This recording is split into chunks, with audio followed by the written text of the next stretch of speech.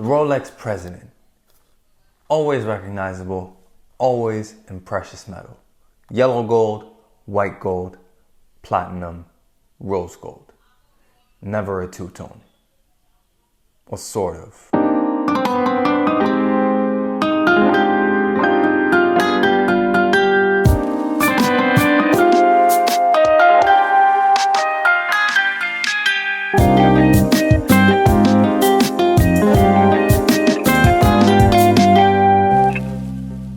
Hi everyone and welcome to Shaluso, and yes, today we are talking about the closest that the Rolex Day-Date ever got to being a two-tone.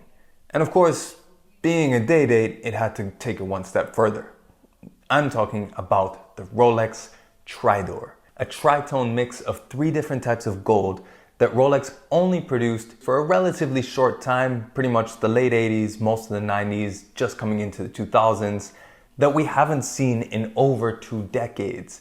This was Rolex breaking away from what they normally did. They had already established that the Rolex Day-Date wouldn't be arriving in steel. It wouldn't be arriving in steel and gold, which was extremely popular in the 1980s, but they had to make a little bit of a concession. So what they did was that instead of going the steel and gold route, they introduced a Day-Date that had a white gold case, a yellow gold bezel, a president bracelet with the crown clasp, white gold on the outer links, and then through the middle it had a blend starting out with rose gold, then going into yellow gold, and then a stripe of white gold down the middle. A completely different look to anything that had been seen from Rolex or from anyone at the time. The way that they blended these metals together was seamless. There was no break. These weren't multiple pieces. They were melded perfectly, aligned perfectly, every single link.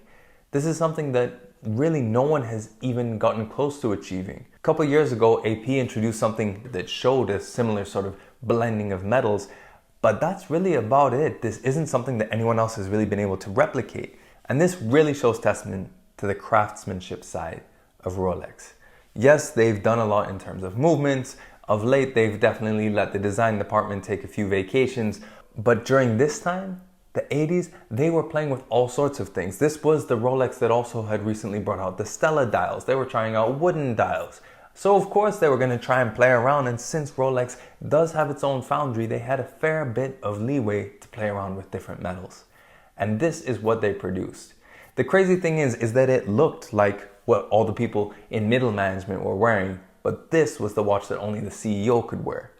This was the watch that to those people who were maybe VPs wearing their yellow gold Day-Dates, that then the owner would come in and one-up them one bit further. It's the status symbol of all status symbols. It couldn't be any more 80s if it tried.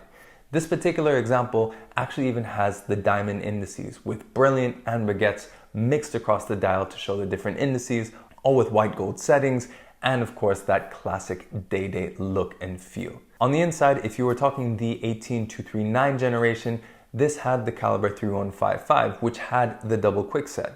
So this was just as practical as any other Day-Date 36, but it carried that different look and feel that completely changed the personality. Something that I really find interesting, apart from the fact that it's a multi-tone Day-Date, is that instead of it having the polished center links, they kept those satin brushed as well. So this makes it in some way be kind of a under the radar Day-Date, especially these days where Rolex doesn't make a modern equivalent, so people don't really know to look out for it.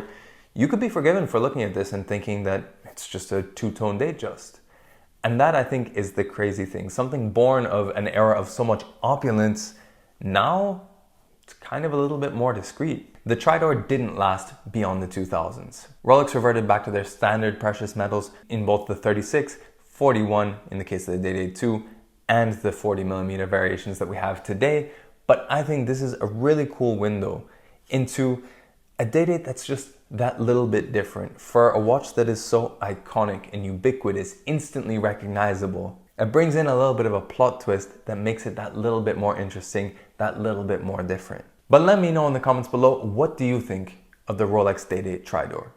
Yeah, it's a Day-Date, but it's something that's a little bit special, a little bit different, and beyond just a different dial variant, that too, showcasing what Rolex really is capable of when they have a little bit of fun. I'd love to know your thoughts in the comments below. Of course, if you like this video, then make sure you like it and share it. If you want to see more videos of watches, then make sure you subscribe to the channel and hit that notification bell as well so you know when the next video comes out. But thank you for joining me on this quick overview of one of the most interesting and different Rolex Day-Dates ever made, and we'll catch you on the next video.